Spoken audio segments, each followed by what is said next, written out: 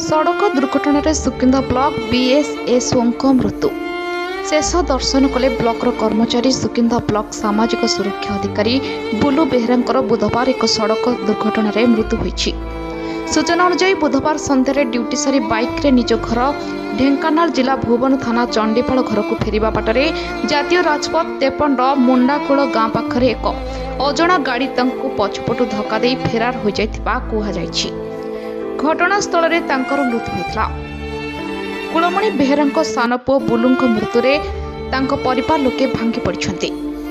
चंडीपाल गाँ और परिचित महल में शोकर छाया खेली जाइथिबा बेले खबर पाई सुकिंदा पुलिस घटनास्थल में पहुंची शव व्यवच्छेद पठाई तदंत आरंभ करिछि। शव व्यवच्छेद पर बुलूर मर शरीर ग्राम में पहुंचवा पर गाँ और परिचित महल में शोकर छाया खेली जाइछि। गाँ शमशान में बुलूंकर अंतिम संस्कार करा जाइथिबा देखिबाकु मिलिथिबा बेले सुकिंदा ब्लॉक कर्मचारी माने उपस्थित थिबा देखिबाकु मिलिछि। ब्यूरो रिपोर्ट चक्रवर्ती।